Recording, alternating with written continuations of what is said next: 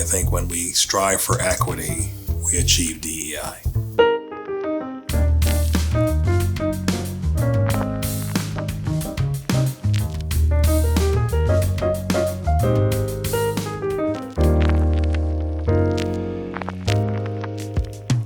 There are 2 or 3 sort of catalysts or impetus that drive the decision of organizations to take a closer look at DEI and how it affects their organization. Either there's a pressure from an outside group, pressure from an internal group, some kind of a catalytic moment by one of the members of the board and or the executives, and it's risen to become the sort of topic du jour.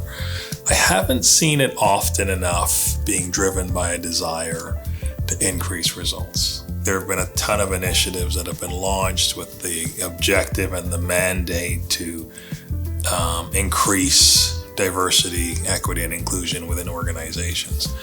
I think the biggest challenge I've seen is, how do you know it's working?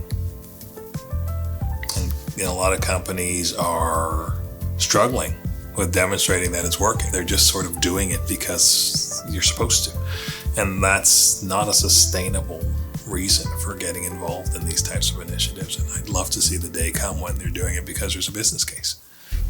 So I think until there are measurements and metrics that allow an organization to measure the effectiveness of their leaders as being equitable, as opposed to diverse. I think equitable is really a term I rather see. And you have measurements that can be established to measure the equitable perception of others, of your leaders. You have measurements that you can measure, just like employee engagement, the perception of your staff and or other stakeholders of your organization as being equitable. And then we have to have an ability to say, so let's assume you can score that. What does a score mean? And until we have the ability to do that, I think we're going to be constantly seeing DEI flow in and out of boardroom conversations and in and out of executive conversations, as opposed to being a mainstay as to how we measure the performance of our people and our executives and our organizations. If you can't measure that result, quite frankly, I think it's not going to survive. There are a number of different sort of non-financial metrics that sort of allow companies to associate sort of those non-financial activities with financial performance. One of the most common is the employee engagement scores. There is a high correlation between the performance of a company and the level of employee engagement as measured by companies that have come up with very standard and standardized measurements of employee engagement. I think that, when we get to having those types of measurements for human equity and or diversity, equity, and inclusion, we're going to get to the point where it becomes common stance in organizations.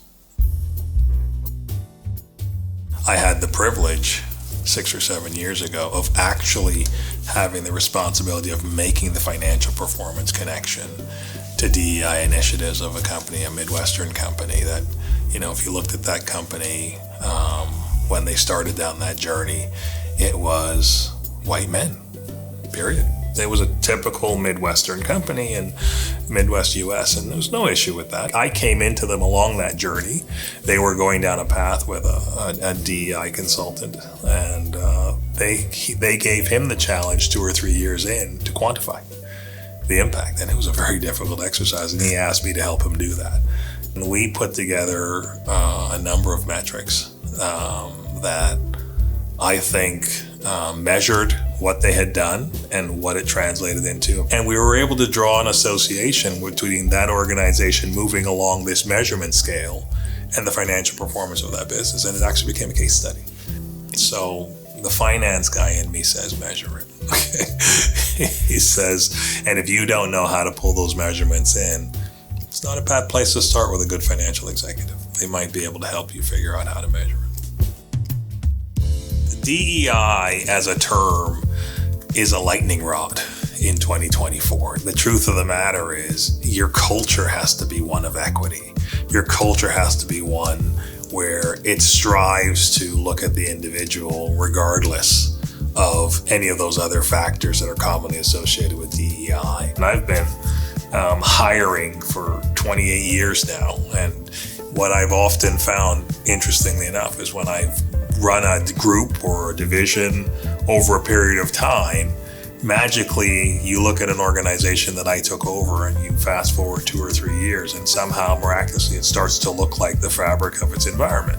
If you look in my organization today, it's the United Nations. And we didn't set out to hire a whole lot of people from a whole lot of different backgrounds. We didn't set out to hire more men or more women.